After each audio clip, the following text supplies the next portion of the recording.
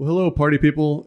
Josh Sigman here, and we're going to do things a little bit differently on this live broadcast. We're going to be talking about personal family budgeting, and I don't want you to roll your eyes and turn it off just yet. We're going to talk about the emotional side of money, and it's something that I'm very passionate about. I get to see people struggle with it a lot.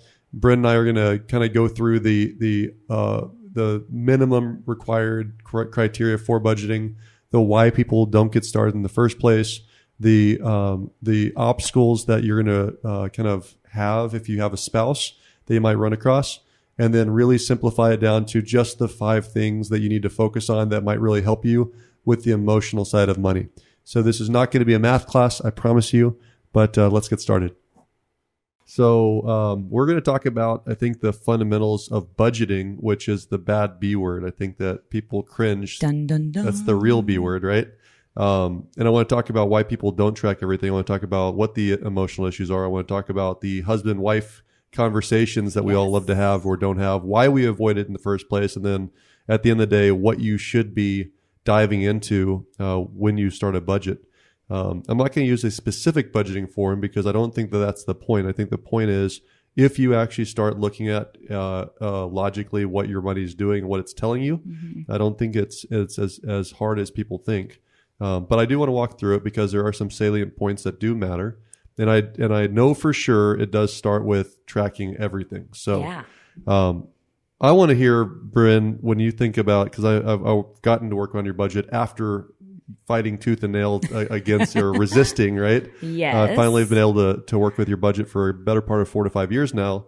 And we know each other for 9. So I want to know why there was so much resistance up front. What was holding you back to start with, other than it being your boss? Right. So, so I think you either come from a family or the environment where money is just talked about openly and it's okay. And then other people kind of think it's taboo to talk about it. Like you don't talk about how much you make. You don't talk about how much you have in the bank, all of those things. And I kind of fell somewhere in the middle. It wasn't a taboo subject, but it wasn't also like something that we talked about at the dinner table. So the idea of being that transparent was so uncomfortable. And then there was like embarrassment that goes along with it too. And then that feeds into judgment of how you're spending your money and on what, and you're my boss. So it created oh, hell no type reaction. All right. So here's a better question then. So why didn't you and your husband budget then?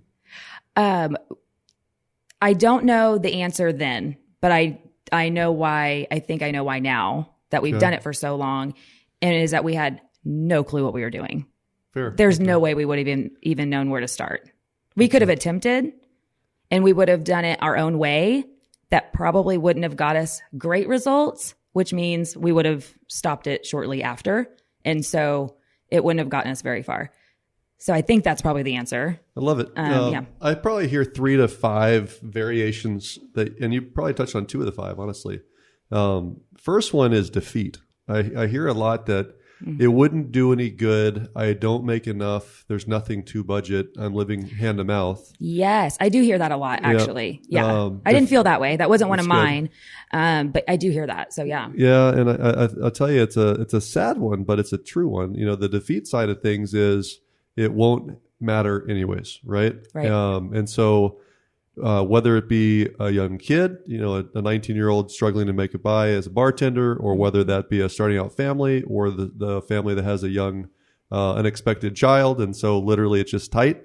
I think that's the first one. The second one that you actually did bring up that I hear about a lot is I don't know what to do. Yeah. So like you said, maybe it's a familial education or lack thereof. Certainly our schools suck at this.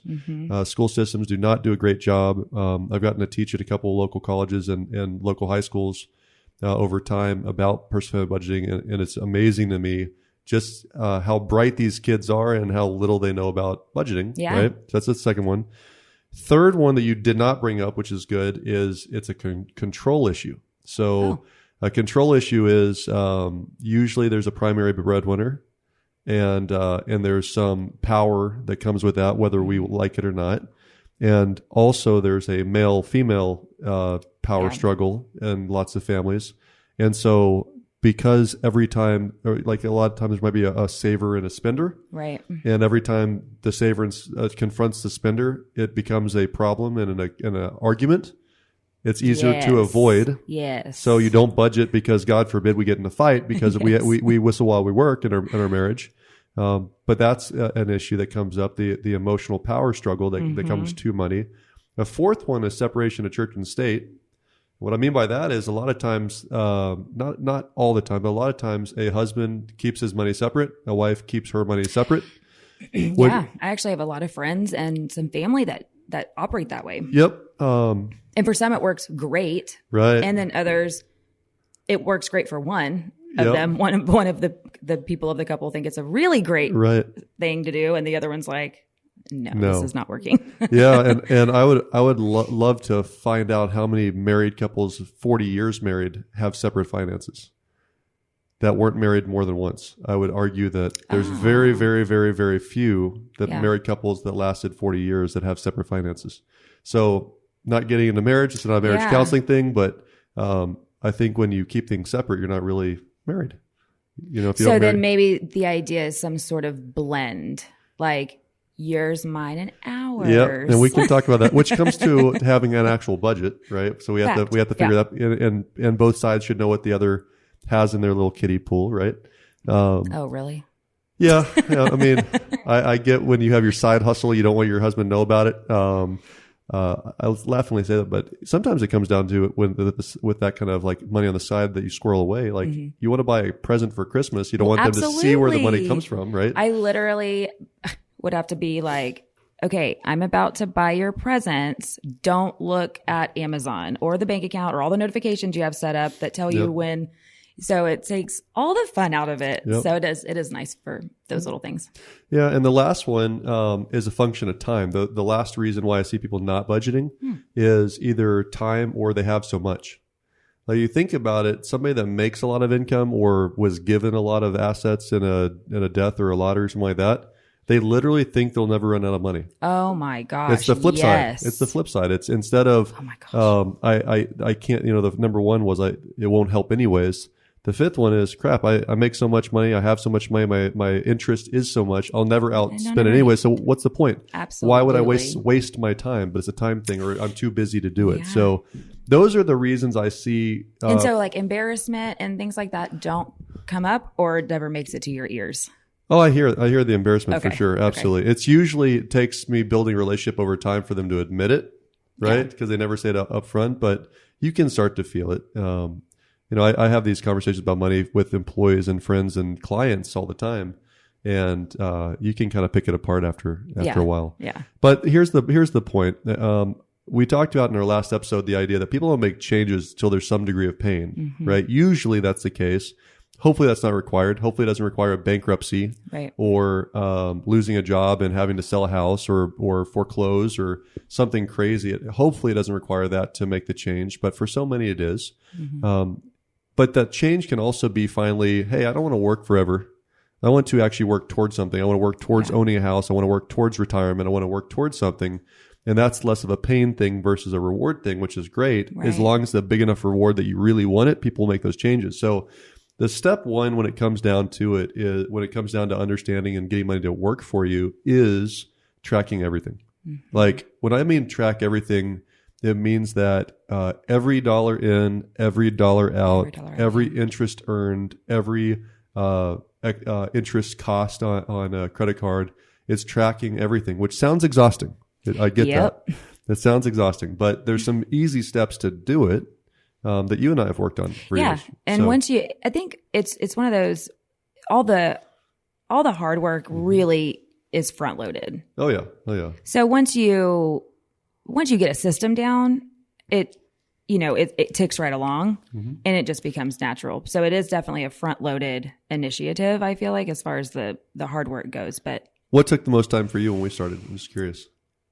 A couple of things. The first one was figuring out the budget, honestly, the forms and the form and the best way to utilize the form that works for the brains that are operating the budget. So Randy's in charge of our budget. And I am so grateful that he's like literally took that over. He stepped up to the plate to do it. But he needed something that was going to work for him so that he could really become one with the budget form, right? And so that took a little bit of time.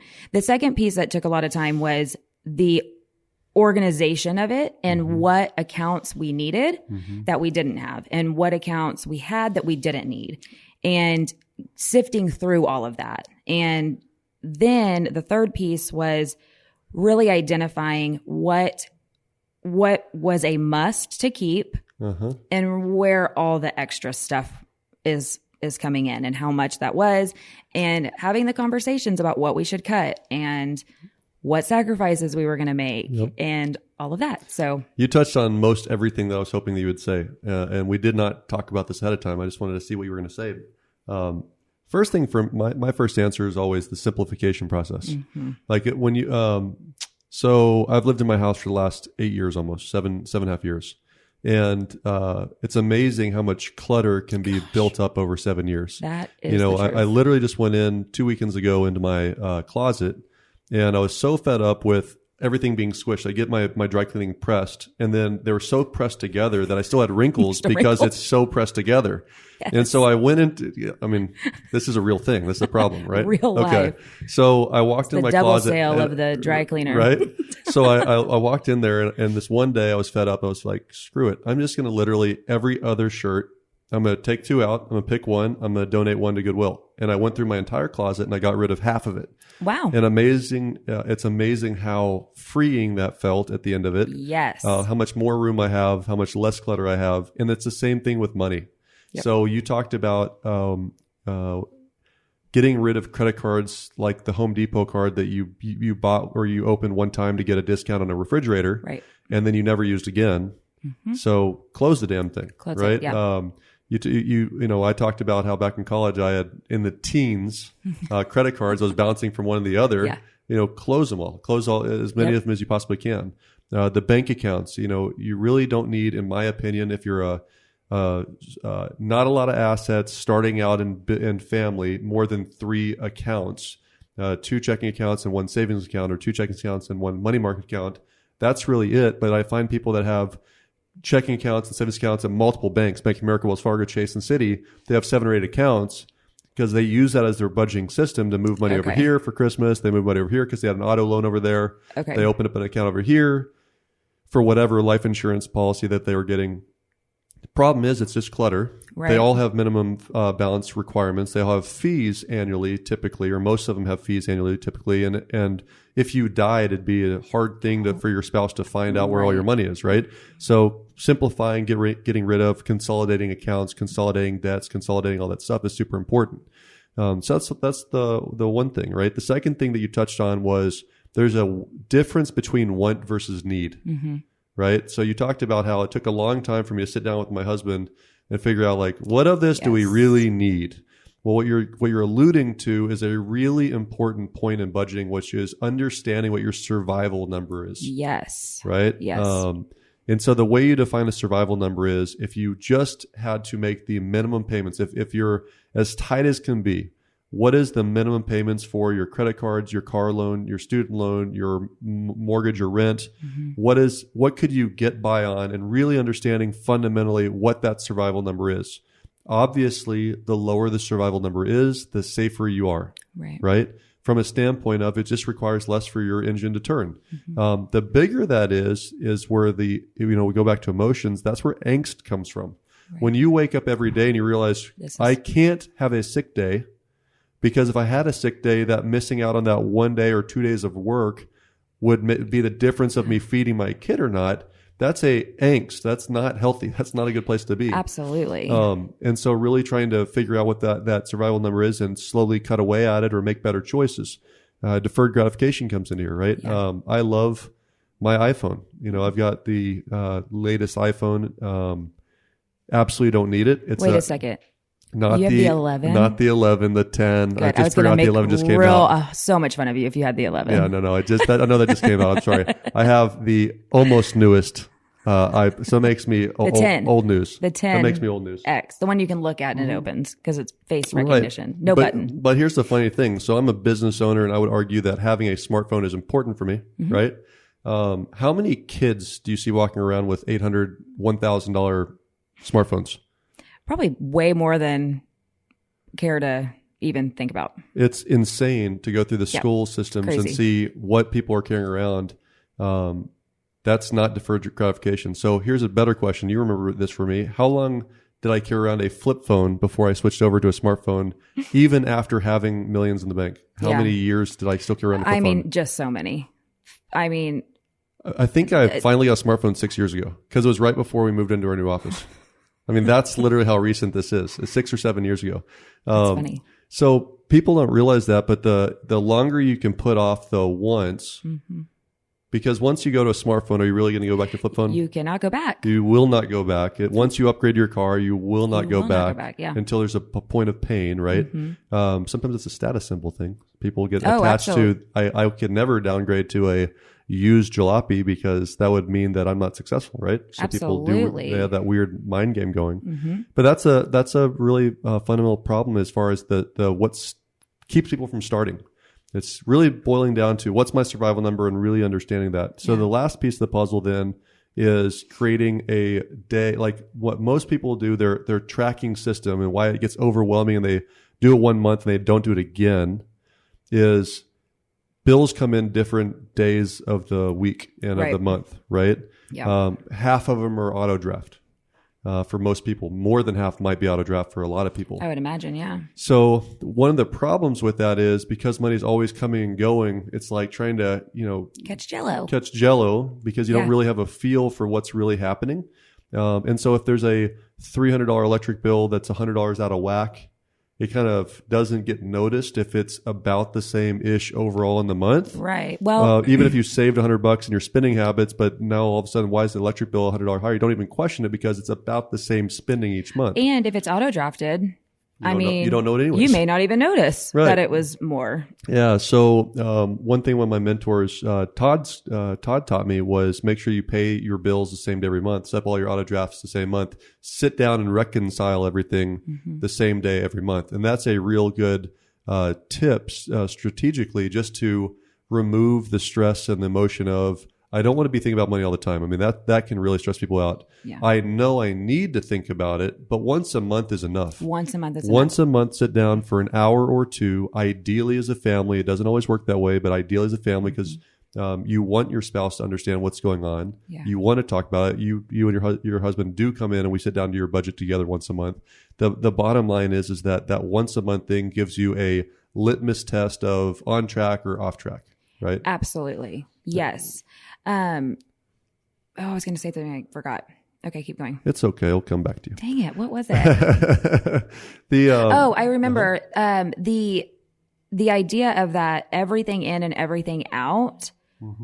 It was very hard to adjust to, but there is so much freedom that comes along with that, that the reward is so worth it. It's very odd and feels very weird in the beginning.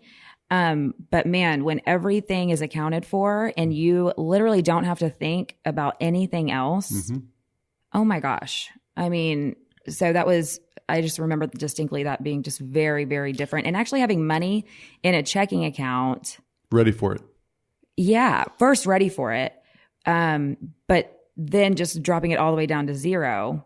Yeah, that's right. Because it's all distributed. It's like, man, that feels good, Yep. So. And it also helps you make better choices because, if you don't like the feeling, at least you can see it happening live and then you can make choices for the future. Like, over the last 5 years, I've watched you, I know a lot of people have done it, but I remember when you were just whittling down your cable bill. Like you'd call in and just argue with them to get an extra $50 off your cable bill. The reality is that's because you were a little bit irritated with the spending habits, right? Right. Not because you had to, but because you just wanted to at that point, which is a change of philosophy and approach. Well, you've always talked about making it a game. It is a game. Making it a game, right? And so if you look at it from that standpoint and you get to a point where you're budgeting not out of absolute need or, you know, you're not in a really negative place anymore and you're kind of on your way up and figuring out, okay, you've got the money to pay the bills, you're maybe saving a little bit, then you can really start to like invest in the game. Yep. And so calling the cable companies and really like, ooh, last month or 3 months ago, I wasn't willing to let go of that tanning membership, but man, that would really help my game now. You look at everything from a different viewpoint. Yep. And so it's, you know, I love that. It changes everything. I love that you actually smiled. I believe that it's a game for you now. I mean, be clear, I did not get rid of the membership. That has not happened, but. That's funny. So going back to the tracking everything, one thing you brought up was it's really difficult at the beginning. It's kind of feels weird when you're trying to do the same day. And people will argue with me all the time, well, I can't do the same day because my mortgage payment's due on the 15th and my car payment's due on the 28th and my credit card's due on the 25th or whatever. Believe it or not, you can pay anything early. Shocking. It's weird. Like it doesn't require you to wait to the 15th. Right.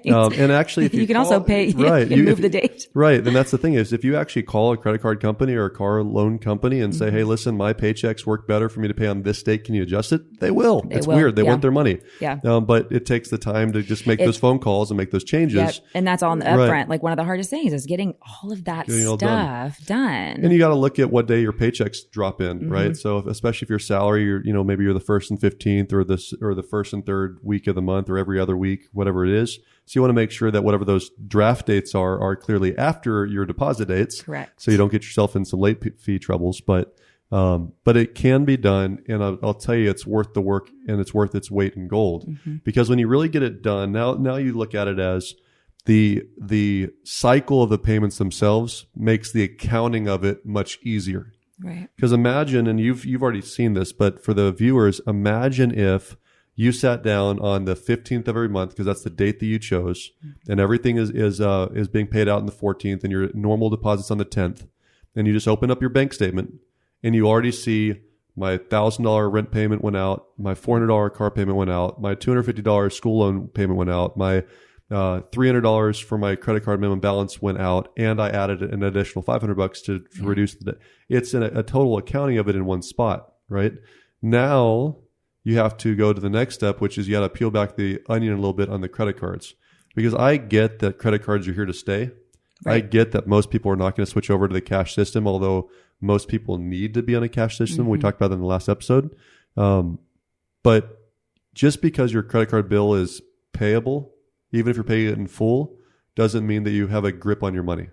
So you actually have to look at your credit card statement and look at what's really cool about them these days is that the statements usually in the online accounting, they'll show you what's going to gas, what's going to food, what's going to entertainment, what's going to breaks it down in categories. If you just open it up, and there's almost all credit cards now have an annual statement that if you just open that up and print it. That's pretty cool.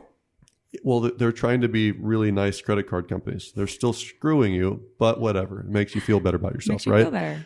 So that's the thing is you got to open that up and look at it because you can't throw out the good with the bad. And there's certain things we don't even realize we're spending or our spouse is spending money on realistically. I'll give you an example. So I knew what my survival number was very early on with my wife and I. Okay, and it was very low because I focused on deferred gratification we've talked about. And so I was outliving. My income was above what I needed by a long shot. So my survival number was low. But here comes some kids. Turns out I'd never had kids before. And there goes all the money. Right. I had a very unrealistic expectation of what it takes to raise one child, let alone three now. Yeah. Right. What the real costs associated with a child are, from healthcare costs to feeding the little buggers to good catch. Right. Good catch. I said buggers. That's why I said good catch. So feeding them to, now my kids are in elementary and middle school. It's amazing how many like dress up days they have that they have to dress up in pink or they have to, dress up like a freaking cowboy or whatever. And my wife is running back and forth to Target or Walmart to get something. And it's like, well, if I want my kids to participate, even down to what sports cost. I had no idea what the cost of sports outfits are, playing club ball or whatever. Yeah. It's insane what those extra costs are until you actually sit down and look at them. But that's where some conflict comes. But you have to go through the conflict to get to a good resolution at the end. For sure. So let's move into, because I want to understand for you and your husband, because I know you guys have worked on this a lot. I wish Randy was here. I need to give full props and full disclosure that Randy has really been the one that took the bull by the horns and made it happen. He's the one that agreed to actually do it, while I was in denial, and was the person that showed up for the first year of meetings, because I was like, I'm not doing it. I'm not going there. Yeah, a little bit of it was avoidance. Well, actually, we had moved past avoidance, because if you remember, we actually had Jen Hernandez help us for a year. Right, because you didn't want me to I didn't want you to do it. I remember that. And so when you and Randy decided behind my back that you were going to be our new budget coach, I said, I'm out. Y'all go. Y'all do. Yep. I'll jump back in a year. And a lot of that, there's a couple of reasons for that. But anyway, so Randy gets the props. I'll give Randy the props. He shows up every time. He didn't like it at the beginning, but he's very good at it. He's very good at it. He's very good at it. He absolutely is. Yeah. So this is what I want to get into, because I know I had my own conflict around this. I know you guys did as well. So it turns out men and women spend money differently. Yeah. Right.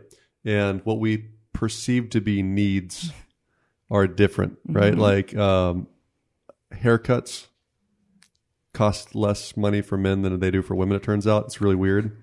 I think Josh almost witnessed a divorce in his office over a haircut once. Right.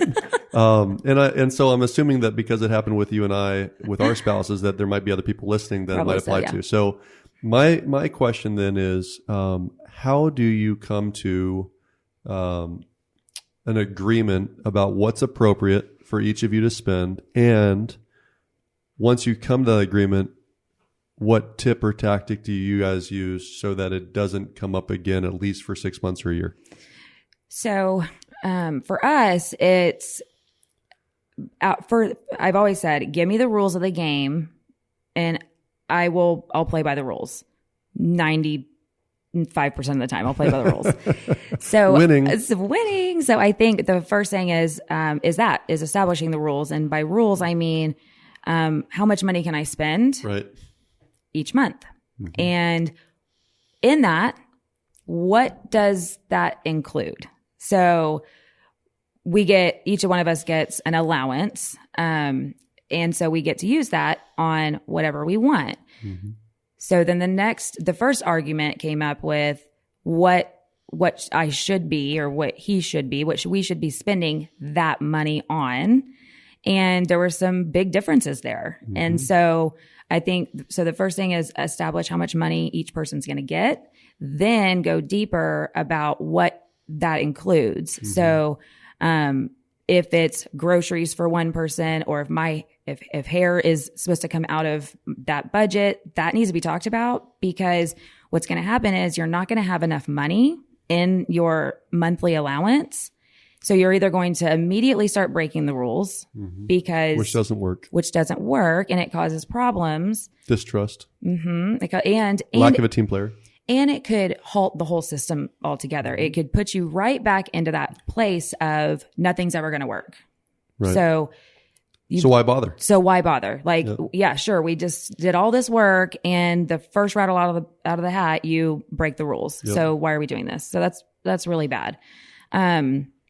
So identifying very clearly what's going to come out of there, and then adjust the budget accordingly on those months. So, if it's hair as an example, my hair appointments are every 12 weeks. So I don't need that amount every month, but on those months, doesn't have to be the full amount, but maybe we put a little bit more in my account. I can spend a little less. And so then there's a nice compromise. Yep. But then also, who is going to be in charge of buying birthday gifts for the birthday parties that the kids are invited to? Is that a household account, or is that a one or the other account? Right. So I think that's the that's a really good, there's just some personal things that we came into that helped, get us over the hump and keep going. I love it. My wife and I had very similar issues when we started off. So I am the saver. My wife is the spender. She would probably argue differently now, but I'm going back to where we started. Right. And, we battled. When I say we battled, it was not good. I was getting coaching advice about, the need to do budgeting. I was getting mentorship advice, and I knew fundamentally, like, I didn't want to work forever. My original goal was I was going to save $1 million and retire, and be a fisherman for the rest of my life. I don't know if you ever knew that. I was going to be a professional fisherman. All right. And that's what I wanted to do. I don't anymore, actually. It's really interesting. I have no interest in being a fisherman. I would love to see you sit on a boat. Oh, I can do that. For hours. I can do that. All day, every day? Yeah, I could do that. Really? I could. Well, I'd rather hunt, but yeah, fishing I could certainly do, because it's a spiritual event for people that just enjoy being in nature, right? Okay. Right. So for that purpose, I could do it. But you're right. I'm not a sit still kind of person in general. Yeah. But what I was going to say is that, going back to some level of power incorrectly, this is me failing as an early husband, right? My wife was a school teacher. I'm a starting off salesperson. I out-earned my wife. I felt that because my background is finance and economics, because I earn a little bit more money than my wife, then I can establish the rules and you're just going to follow them. So this is me being a stupid 24-year-old. But it's the truth. It's the truth. Yeah. It just is. Yeah. And I've seen it the other way. I've seen women exert the power as well, being the primary breadwinner or whatever, but, or just because of the saver. And it's just like, listen, if you want to come to bed with me at night, you're going to listen to my rules. I mean, it's the truth. Yeah. But so we had these battles, and I remember I would apply the you only need conversation too often, right? Well, what my wife finally verbalized one time, and I'll never forget, is that that she used the word finally, that I feel like you're controlling me, right?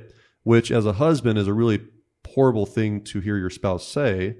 And so I sat back for a while after I pouted and threw my own temper tantrum. Mm-hmm. And then finally I came back and said, listen, out of curiosity, how much money do you think you need to be able to spend for you to not feel controlled? Not feel controlled. That was the question, right? Mm-hmm. And so what's interesting is, and for those viewers that haven't heard me speak before, I apologize. I might occasionally drop a curse word. We established a fuck off money. Like what? That's the accounts. So when I said earlier, you've got to have maybe 2 checking accounts, and then 1 savings or money market account, 3 tops, and then a checking savings account. What I mean by that is, what we decided to do is we'd have all our money deposited into one account. So we had 3 and 1 is what ours looked like. All of our money got deposited into one account. Okay. So her teaching salary, my sales income went in this one account. From that, we paid all joint bills, right? Which is us being married. So our rent, our electricity, our cars, all that stuff. That would be a normal split thing because we're married, for the love of God. Like it's ours. It's ours, yeah. But then what we did is we would say, okay, honey, you need more than me because women need more, in my opinion. No, I totally agree with that. So we literally, our ratio was 3-to-1. Nice. But we took a couple $100 from me that I put into my account because I do like to hunt and fish, and I do like to have a couple drinks here and there. Right. Yeah. But then we'd take 3 times whatever we agreed on at the time. And it changed over time. We dialogue about this about every 6 months or 12 months. And as our incomes changed, obviously you can change that budget. But a couple $100 to me, a couple $100 more to her. And that money went into these accounts that I didn't have to get pissed. Like literally, I couldn't fight the emotional. You spent $200 on a haircut. Are you kidding me? Like some things people will just never understand. Never. Like, and so just the don't emotional, try. the like, if you're a saver and you see something like that when you're starting out, you're wasting money. Right. So to remove that, I needed out of sight, out of mind. So that's what we did is we created those F-off accounts. Yeah. This is yours. You can spend, it's a budgeted amount. It's a tracked amount. So it's on I know how much is going in there, but I'm not going to tell you how to spend that because she didn't want to feel controlled. I didn't want to control her. Right. Right. But at the same time, if I wanted to buy a whatever toy that I wanted to buy, if I saved enough over here, I could go buy it. And she couldn't say, because what she would do is throw things back in my face. Well, you bought a hunting rifle. Right. Right. Yeah. You did this. You did that. And then it's just right. And so if I did that by saving 4 months, 5 months, 6 months in a row because I wasn't blowing my F off money, right, then she didn't have a problem with it. And so it solved a lot of the emotional conversations that typically would derail 100%. the family budget in the first place and made you feel more disaligned than aligned. That's how we fixed it. And I know that you guys do the same thing. Very similar. You know that you get this much money a month.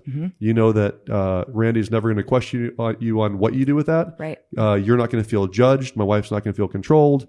That's, I think, a really fun, if you're having that issue, if somebody's listening and has that issue currently, that's what you've got to do. Absolutely. 100%. The answer, in my opinion, is you don't split your money. I still don't understand why husband and wives would have two separate accounts. Literally, unless you had a prenup to start that way.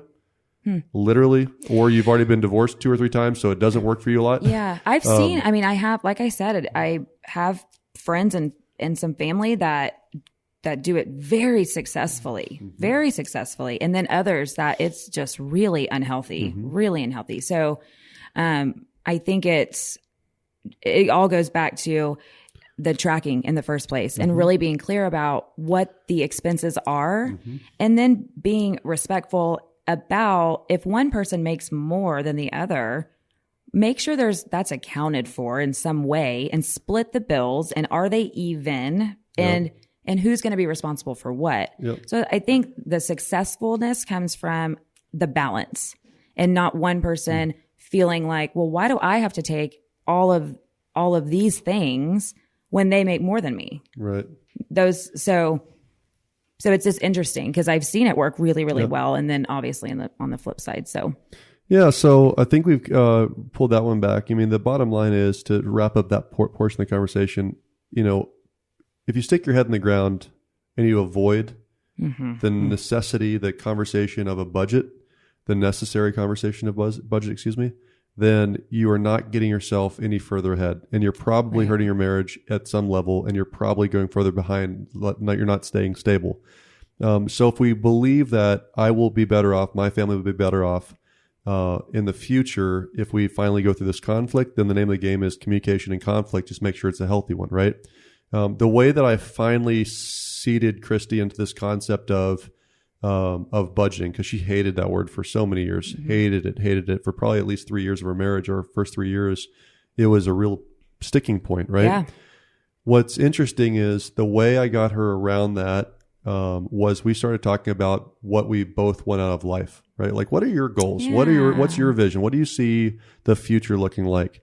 And I let her unravel all the things that, I was like, really? I didn't know that you wanted 3 kids. I only wanted 2 kids. I didn't know that maybe we should talk about this stuff, right? Oh, but she, one thing that came up is she wanted to be a stay-at-home mom, and I I kind of thought she was gonna be a working mom. Yeah. Right. She wanted. It's like all the things that like you really should like have conversations about before you get married. Yeah. So we can also air this on marriage prep shows too, right? Because it's true. It's weird, the things that you just don't ever even think about as an engaged couple. Yep. You just don't. Yep. All you care about is that you are the bee's knees.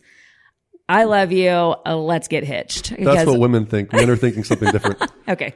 But you look good in that, honey. Let's go home right now. All logic is there's just zero logic when it comes to it. So it's so funny. So what's funny is that as I unraveled what my wife wanted out of life, like what she saw our future looking like as old people, right? All then I had to do was say, well, here's what I'd like.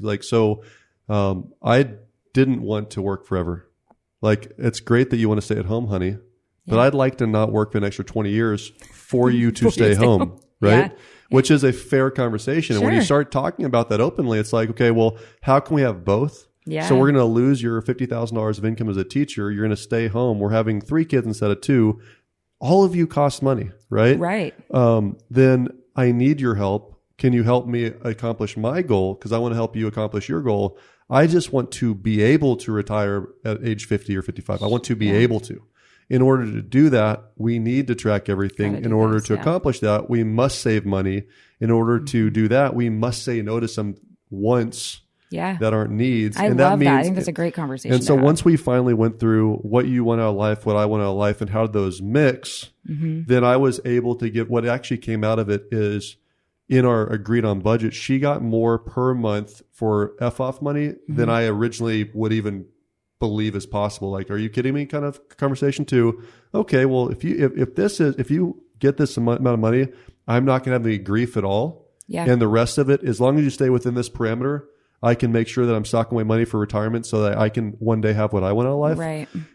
That's really how we turned the corner. That was the conversation. It only took 3 years of conversations to get there. I mean, it takes a long time. It does. It does. And I think that's the general theme through all of these conversations is that everything that we're talking about is not 1 year in the making. It's not 6 months in the making. I mean, gosh, Randy and I have been working on this for 5 years, I think. I mean, so, and you obviously much longer. It's just, I mean, it's a marathon. Yep, it is a marathon. And so let's finish up with so I finally get you, Josh. Brynn, I'm going to try to do a budget. Okay, so I'm going to have the conversation with my spouse or by myself. I'm going to do a budget. What do I need to be tracking? Okay, so the 1, 2, 3, 4, 5, the most important things are as follows. Number one, we already covered the survival number. You really just need to understand each month, what exactly do you need minimum to survive, right? So, and in the last podcast, if you go back, the reason for that is to know how much money you need to have in a float account, right? So that you have some safety and security, so you're not constantly dipping into credit cards and debt. So that's the first thing, okay? The second thing was make sure you track everything the same day in full, not almost, not I think. Open up your credit card statement, dissect it, how much you spend on gas, how much you spend on food, how much you spend on eating out versus eating at home, how much you spend on the kids or daycare or whatever, but break it all out. So you've got to get that done in the tracking everything and paying everything the same day, right? The third thing that you have to have is you have to have a savings goal. There must be, so going back to the game, like how do you make this a game? Because spending money is not fun, right? And sometimes we feel defeated when we spend more than we made that month. That does happen. But you have to have an established savings goal. And so I want to talk about this for just a second because at the end of the day, if your net worth doesn't improve year over year, then something has to change. Right? So the way we define net worth is increase your assets or decrease your liabilities. Increase the money in the bank or equity in properties, or decrease the debts that you owe other people, right? Both of those things together, added together, equal your net worth. Most people's net worth is negative. I love looking at that number. Yep. Because it is an overall picture. Yep. It's not the balance on a checking account. It's not the balance of an investment account. Yep. It's everything. It's your house. It's such a, for me, it's a healthy number to look at because it's big picture overall. And so that's I loved that transformation too. Yeah. And people I remember going to my financial planner and for one of the two guys I work with, the guy's name is Ron. And I remember I sat down with Ron when I'm 23 years old.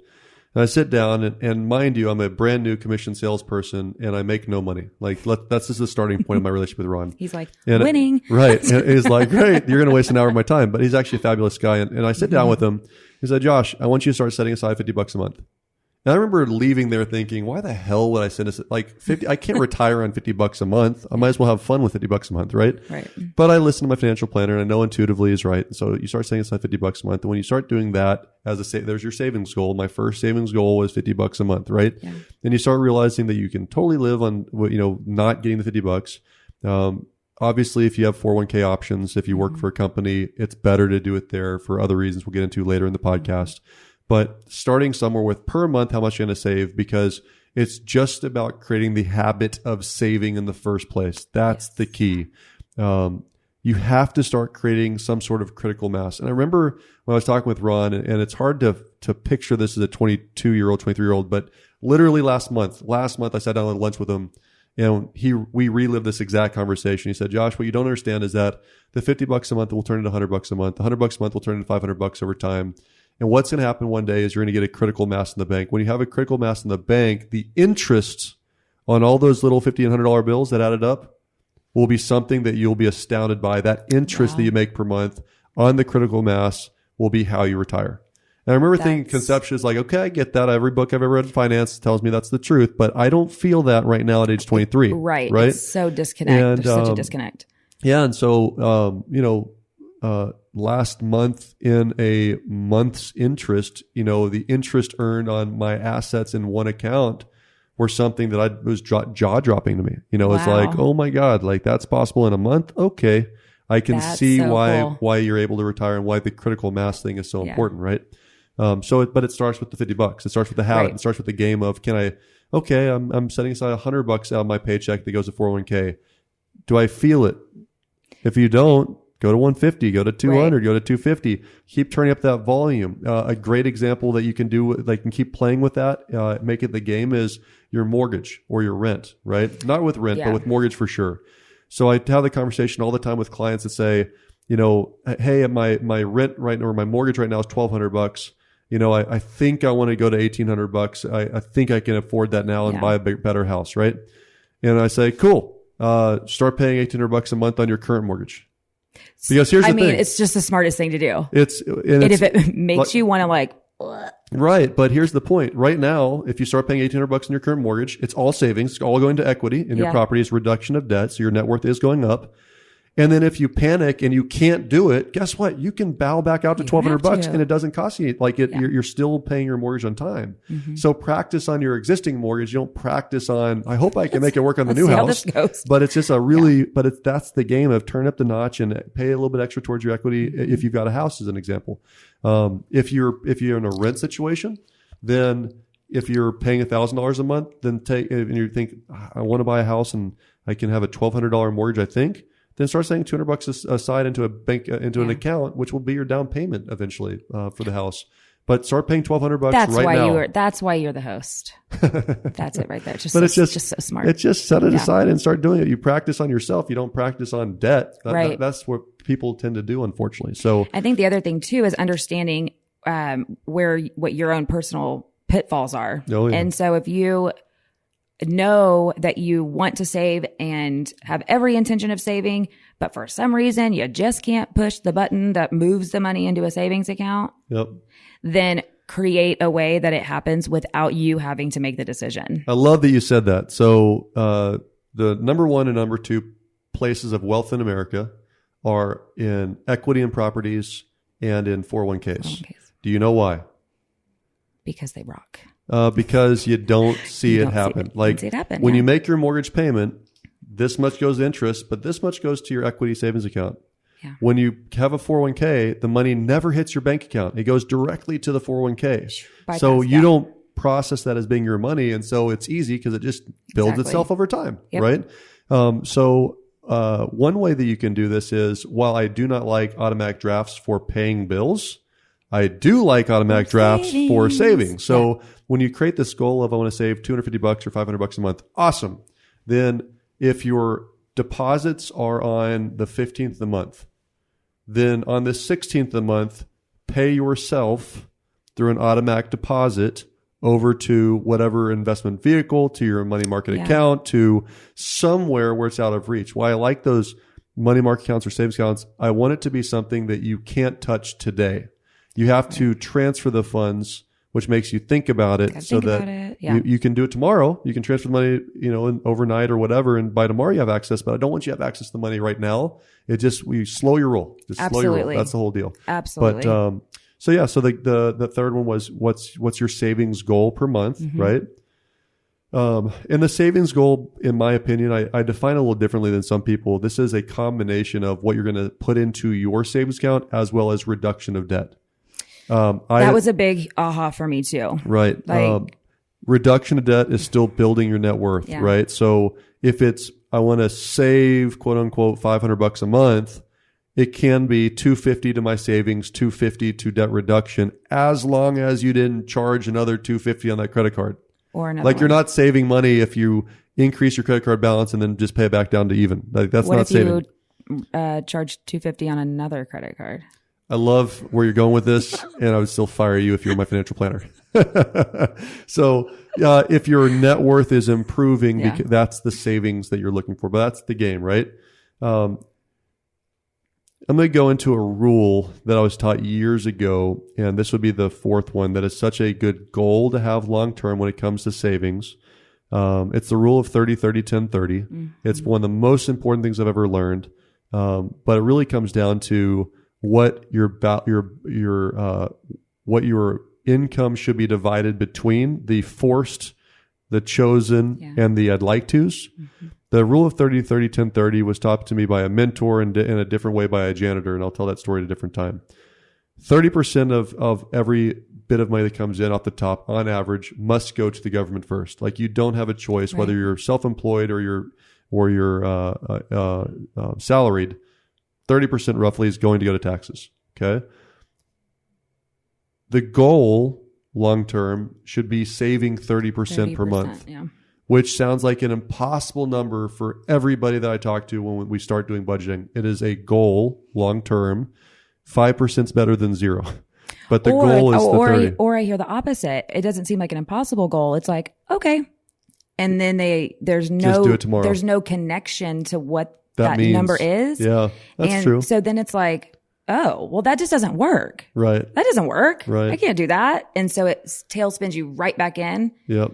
To, well, it's already a setback. This is the aha piece of it, though, because if we've got 30% to taxes and we've got 30% as the goal for savings of whatever your gross income is, 10%, if you're spiritual or not, I do believe take care of people around you. So, whether you call 10% tithing, or maybe this is the fluff, if you don't believe in tithing, no problem. 10% more to living or 10% more to savings. But there's 10% for a lot of people that the goal is to give. The last 30%, though, is what's left over. Well, if I already gave away 30% to the government and 30% to savings and 10% to other people, that means in theory that I've got to live off of, in theory, I've got to live off of 30 cents of every dollar that I earn. Yeah. And when you do most people's personal budgets, whether they make $1 million a year or they make $20,000 a year, most people outlive that 30%. Yeah. That's the keeping up with the Joneses mentality. It's the I need an iPhone when I'm 18 years old. It's the I trade in my car every 3 years. It's the I don't like to cook at home, so I'm going to eat out every single morning, noon, and night. That's the mentality that comes. And so when you look at it and you say, okay, I make $10,000 family income. My husband and wife, they make $10,000 a month. Mm-hmm. You're telling me I've got to live off of $3,000? Yes. If you do that forever, you will die a millionaire for sure. I don't care if you make nothing right now. I don't care if you make a lot of money. So there's a story I'll tell you about this is where this all came. The mentor told me that 30, 30, 10, 30. The janitor told me the same thing at the same time as I did 2 loans. So here's the 2 loans. I did a loan for a cardiac surgeon. Okay. A cardiac surgeon that literally had a salaried income of over $800,000, is just shy of $900,000 a year. So this guy is the prototypical rich guy, right? He barely qualified for a loan during the liar loan days. Wow. Because every dollar that he was going to earn for the next 25, 30 years was accounted for with his primary house, his second home, his multiple cars that were not like cheap cars, right. His boats, his private planes, all these things. Every dollar he's going to earn for the next 30 years was accounted for. And 2 days before we closed on his home loan, there was a new debt that popped up. I'll never forget. It was like $140,000 new debt, like $1,800 a month, which is about how much this investment property loan he was trying to get was. And I was like blown away. I called him up and I said, dude, why is there a new over $100,000 debt showing up in your credit? It's like, oh, my daughter turned 16. I got her a Porsche. And I was like, oh, so this is a guy that we would dream of. The average person on the street would dream of a salary like this. Yeah. And he was one of the poorest guys I've ever done a loan for in my life. Okay. You juxtapose that. Will never be able to stop working. If he does, he's going to go bankrupt for sure. He has to have that income. He is literally not working to live. He's living to work. Yeah. He does not have the choice. I love that you pointed that out. So you juxtapose that against the very next loan that I did a loan for. And this is early on my career. This is 24, 25. The very next loan that I did a loan for was a janitor from a small town in Texas. I don't want to say where because people would probably know who this guy is. But he's a janitor from a small town in Texas. And he comes in and I'm looking through his stuff and he's asking permission to buy. I love that he asked permission to buy a $500,000 house, putting $250,000 down. And I'm thinking about this to myself. And this guy's been a janitor for over 30 years. And I'm thinking to myself, it's like, okay, this is kind of weird. And I look at the checking account statement, and I'm not promoting what he did, but he literally had like $6 million in a checking account, which, by the way, is not protected by the FDIC at that level. So that's why I say you don't want it all in checking. It's making no interest. But he did have millions of dollars in a checking account. And he's asking me permission to buy a $500,000 home, doing $250,000 down. And so I asked the normal questions. I asked the basics, which are, did you win the lottery, right? Because you're a janitor. And he said, no. And I said, okay, are you a drug dealer? And he said, no. And I said, did you inherit the money? And he said, no. And we live in Texas. I said, do you have oil royalties? And he said, no. I said, okay, you are Yoda. I'm here to learn. Tell me the truth, Yoda. How do you have all this money? Show me your way. And he's the one that told me that exact same concept of 30, 30, 10, 30. You know, he started saving 30% of his income 35 years ago when he was just a single janitor going door to door trying to get, 30 years ago, you probably only pay a janitor maybe $50, $100 a day, maybe if you're a company, right? So you take it from there, and now he's got a small company. I think at the time, so this is going back a few years, but I want to say he had like 6 or 7 employees working for him. So it's still very much a small business. But for the whole 35 years, he literally has been saving 30% every single month. And so you look at end of life stuff, end of career stuff, he's sitting on $6 million in cash. In cash. So what I love about that is he has $6 million in a checking account, which shows that there is no fancy, I don't want to say education, but there's not a super sophisticated understanding of money. Nope. So he just knew he wanted to save. Exactly. And so what that means to me is it doesn't take that. Yep. It doesn't take that. You can save money no matter what. Yep. It's just about controlling yourself and setting goals and just working hard to get to them. So I just think that's super cool. I love that you said that because I've always thought, looking back, money is way more simple than we make it. Oh, right. It's at what age do you learn how to add and subtract? Right. Like literally. I mean, my 7-year-old kid, 6-year-old kid in kindergarten and first grade you learn how to add and subtract. Yeah. That is saving. That's how complicated this is. Right. But the problem is that we have so much clutter in the closet. We have so much crap going on in our lives. We have so many different bills coming in from different directions at different amounts at different times. Right. And we have different deposits. You get a tax refund randomly in the year. You get paid multiple times a month, and so does your spouse. And then of course we have emergencies at random times that we don't choose the timing ever. Mm-hmm. So it gets complicated only from a standpoint of we don't sit down to follow the steps of tracking everything on the same day every month. But once you just get to that point, it is just pluses and minus signs. It is. And I also think that at that point, you're able to remove a lot of the emotion that make it complicated. Because it's like you said, it's addition and subtraction. The thing that makes it complicated is the emotions that are attached to the pluses and minuses. Yep. And especially if you don't really know where all of that is coming from. So if you can track it, see it, at least there's still an emotional connection to it. Absolutely. But at least it removes a layer of it. Yep. At least it starts shedding some of those emotions so you can just look at the numbers. And this has been really true for me. Like I said, it's always been a super, super emotional topic for me, even when it comes, not just it is my money, but not just like my saving habits and spending habits, like even like how much money I make and like how much, like anytime we have to talk about money from a professional standpoint, like you can just count that my eyes will fill up with tears. I don't know why. I'm getting better. I am getting better.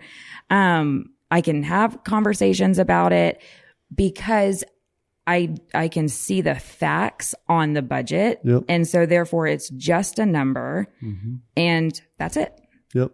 So it's interesting. There's just so many different layers that come Yep. into the budgeting, which I think is what you said in the beginning anyway. Yep. And so with that math and, with the math, when we put that game out there of save 30%, if you're wondering, how do you know? All you got to do is divide how much you've saved year to date divided by what your income is year to date. And that gives you a percentage rate. Yeah. So, you save $1,000 in a month and you had $10,000 of income in a month, you save 10%. That's really as good as it gets. Mm-hmm. Goal is 30. Work towards the goal. You do not have to win every inning. To win a series, you have to win most of the innings to win the series. Which is where that net worth number comes in. Exactly right. And so, does life happen? Yes. And it turns out deductibles and insurance suck. And it's until always, you hit them. Right, till you hit them. But there's still going to be, $2,000 to $10,000 of deductibles that are randomly going to catch people at the wrong time. Mm-hmm. So you're not going to win those innings and savings. But what that means is you got to be super dialed in the good months, in the normal months. And the normal months should always have savings. The normal months should always have savings so that you can withstand the storm when the storm comes, because the storm's going to come.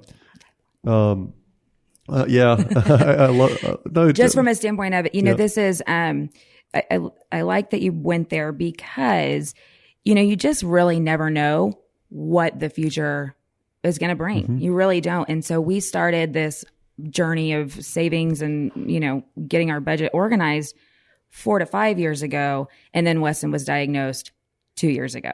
Well, and throw on husband employment at the same time. Absolutely. Right. And so the things that type 1 alone brought as from an expense standpoint and employment, I mean, it was so demanding. Weston's type 1 was so demanding in the beginning that Randy could not.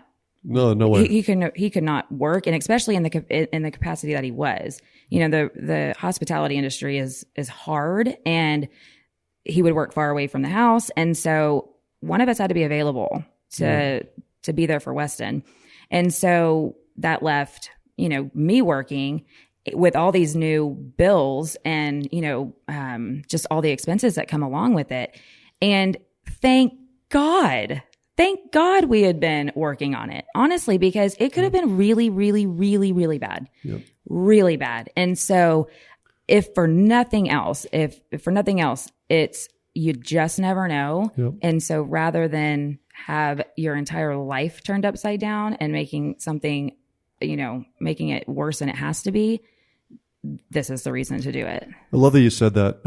What had happened was you were prepared for the storm. Going back to it, you had already gone through all the hard work while things were normal. Yes. And here's what most people do: they make their plans based on best case scenarios. Mm-hmm. So they buy their house with no money left in the bank, with the best case scenario of I'm not going to get sick and I'm not going to lose my job and I'm never going to get divorced. Right. And that's a bad choice. I mean, that's just what my opinion is. But you guys did the heavy lifting about 18 months going into that. And so when you have this kind of double touch of life, right? Life happens. Then you were prepared. And what's really cool for me to see just as a friend is your net worth is actually significantly higher here a couple of years later. It is even with that happening. Crazy. It is significantly better, which is the name of the game. And it's the whole thing. Right? It's like getting our survival number down and being able to save. I mean, it's just everything. So, cool real beans. Life stuff, real life. Yeah. And there'll be a link for donating money to getting rid of type 1 diabetes on this as well. So on that note. I heard there's an anonymous donor that might be throwing some money at people that throw money at the cause. So please throw some money in.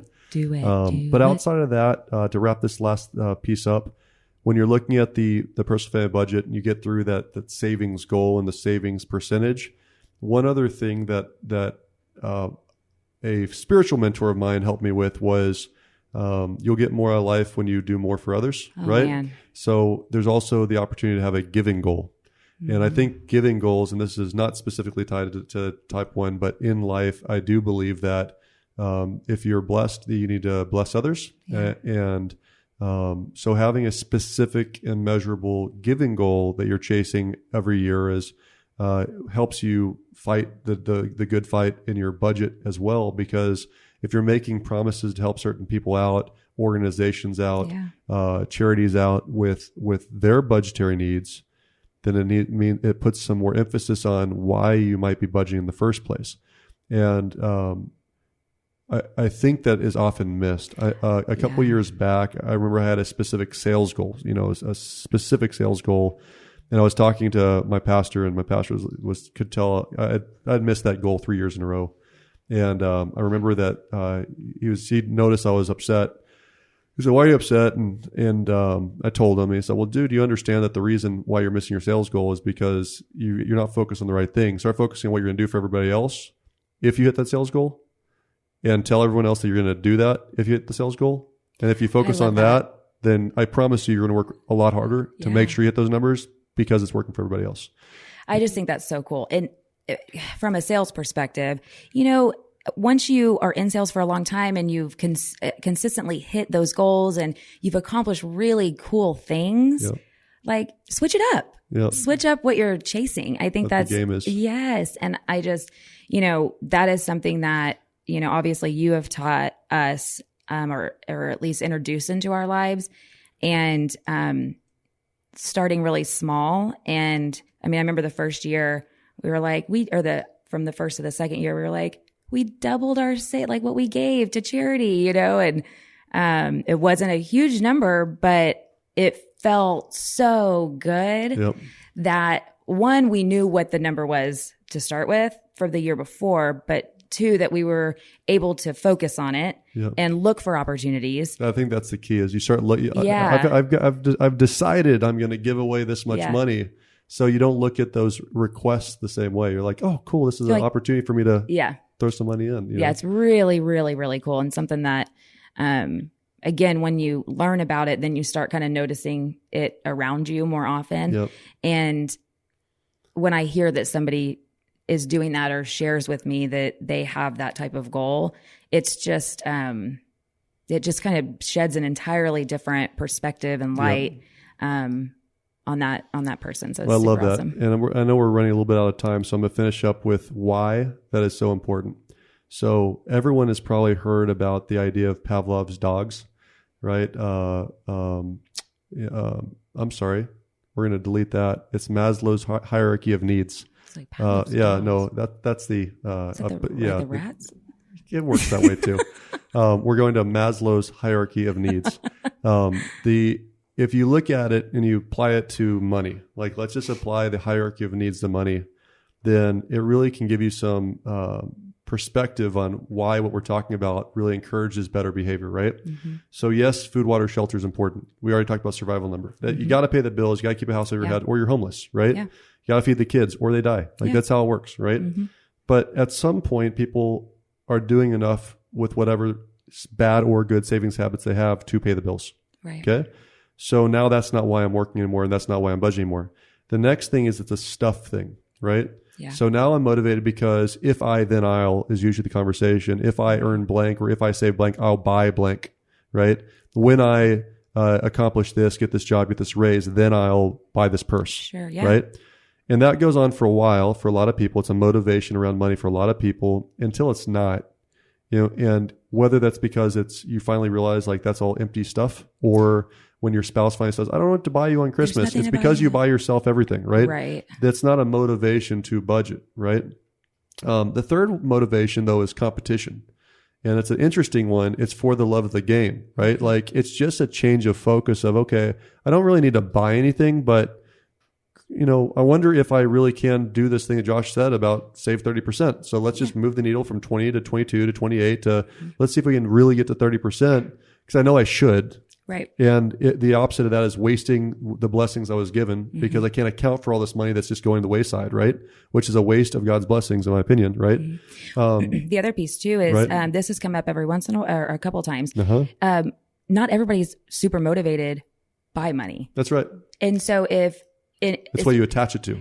Right. And so if you have a salesperson, as an example, that money is not their motivation, helping them find a way to what can you do with it? That you don't have to put it in your bank account and use it. Yep. You can give it away. So that's another way to. Yep. So that competition is that third level of motivation. The fourth level of motivation that most people get to, unfortunately, late, is, crap, I don't want to work forever. So it's retirement. Like at some point, it's financial freedom is the word we use openly. Mm-hmm. But at some point, you get in a relationship with money because you want it to be a means to an end, right? Like I want to retire by age 65 or be able to retire by whatever age, right? And that works until you can retire earlier than that, right? And so the last one is it's about everybody else. Mm-hmm. And the about everybody else is I want to work because what I can do with the money for the planet, for the community, for my friends, for my family that I can't do if I just blow holes in my bank account, give it, spending money on stupid stuff, right? And so the reason I brought that up is I get that money is emotional for a lot of people. So if you're trying to find those ways out of making it a negative emotion into what I can do positively with that emotion, it's getting the money associated with the right motivation. Yeah. Like for you right now, is it past food, water, shelter? Yes. Mm-hmm. You've been able to do very well, right? Mm-hmm. Is it right now about the stuff for you? Not so much. I mean, sometimes, sometimes, sure, that's a fair answer. It does change. It does change, yep. And and this is what it really looks like for me. There will be something that I have my eye on for a little while, and so then it's I'm going to work towards that, or I'm going to save towards that, and then once that is fixed or accomplished or whatever, then so that's really more what it looks like for me, I would say. So, how often are you in competition at this point? Probably need to be more. I mean, I would say right now, very, very, very heavily. Okay. Very heavily. So this went, we talked, it was April, and we, as a team, talked about what your why is. And so really why are you getting up and working and doing all the things that we're doing? And, I've become super passionate about JDRF and helping spread the word and not just dollars. Awareness and education, because there's just not enough about it. Well, that's even level 5. You're talking about others right there. Oh. That's a better focus point. I love it. Okay, cool. Yeah. I'm at a 5. I'm 35. I'm at a 5. Yeah. So, but I realized that I have been gifted with a platform that gets to talk to a lot of people. Mm-hmm.